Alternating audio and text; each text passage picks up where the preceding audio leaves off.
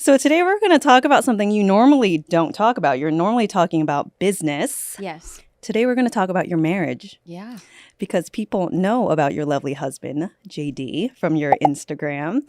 But we're going to dive into the nitty-gritty of and it makes me so excited because I strongly believe that what I do and what I put out is on behalf of the business.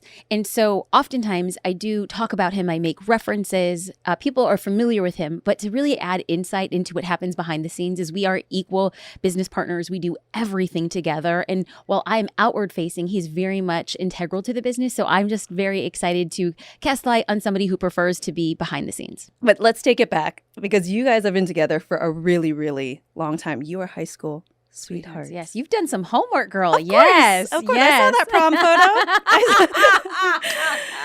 Yes, I posted a picture of us in our high school prom. It's so cute. So what type of person were you in high school? Were you always a woman who knew what you wanted? I would say I was a person who knew what I wanted. Okay. Yes, even in high school. Okay. I knew I wanted him. Okay. And look at me. Clear vision. That's right. That's right. To be fair, I didn't look at him and say, oh, there's my husband. No, not at all. I had just turned 17. So I wasn't thinking in that capacity, but there was something distinct about him that I was just like, you. It's you. This you-ness right here, like, I need to get to know you. Okay, what about fights? Because I feel like as couples, as you're together longer, the fights get easier to resolve. It's taken me this long in my life for me to realize that I'm very high functioning, very high performing, that anything that verges on sabotaging that level of production, I immediately am like, we're stopping now. What's going on? Because I cannot deal with this. So JD seems very supportive. You work together. He quit his full-time job to help to work together. You guys are business partners. Yes. Do you guys naturally work really well together? We work very well together on the back of learning very early on that we could never be involved with the same project in equal proportions. Has JD ever been threatened by your ambition? I would say no. I've never felt that whatsoever. In fact, he's done the opposite. He's been the person to say, see, here's the thing. I always talk about how I'm not a crier. Like, this is just it's not even in my DNA. I just don't cry. I'm very logical, linear. And then you get me talking about my husband or my daughter, and it's just like Barbara Walters, pass me some tissue. I get a little lump in my throat. He's always been the person, if I'm in the back of the room, go to the front of the room. If I walk into a space where I'm just very intimidated, oftentimes the space that we're in now is very male dominated and a lot of wealth. I'm the daughter of an immigrant. I'm distinctly brown. And so I think growing up, you put yourself in the back of the room, and he's always been like, you're in the front. Hold your head up high. You belong at the table. Get in there. He'll have those little moments. And then afterwards, he doesn't coddle. He's not like that, oh, sweetheart. JD, do you want to say anything? You can pop in and say something. Why don't you just pop in so the camera can see you? Squeeze in, come on. For the people, get in close to me, babe. Sit.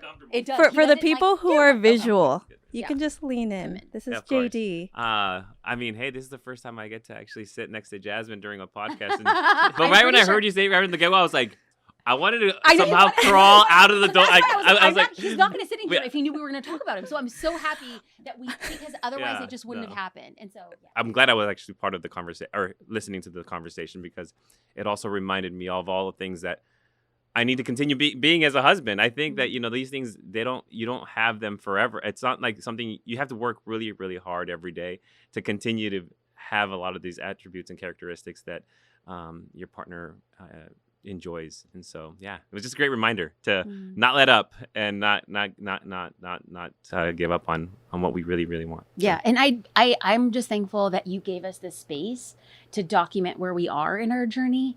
And I do think that it's easy to see that 0.01% of people on social media, and then people create a 100% opinion on a 0.01% perspective. And so for people to be able to hear and listen genuinely how much I really just do love you. But since you did give me the mic, hold on. I do. I want to set the record straight on one thing. Here. You said that we ran out of gas 3 times. Oh, I knew he was going to bring this up. I knew it. I just want to say I did. So I did run out of gas 3 times on the freeway. But my first car the gas meter didn't work. So I had no idea when I had a full tank or a low tank. So it was always like that's in your head? In my Oh, head. you had a little chalkboard? No, I would See, think. that's I remember. the thing. I would That's say. the I'd be like, thing, "Hey, I filled the gas That's the thing, 3 Christine. days ago," and so I would try to remember how much I was driving, and so that's why I was always running out of gas.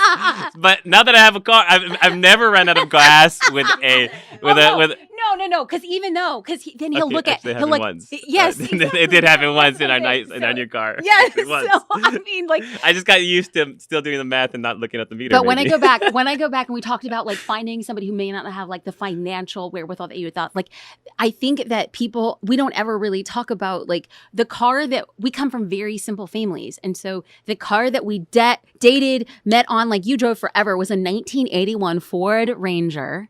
With like blue pleather seats. It had carpet in the back of the truck, and it had a shell on it. Oh yeah. And it had like this mustard carpet.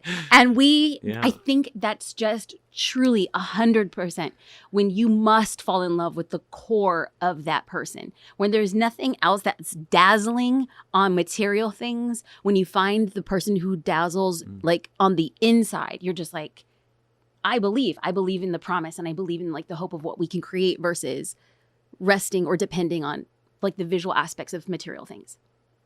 That's great. Well, thank you so much, Thank JD. you. Thanks for popping in. Thank you. Thank you.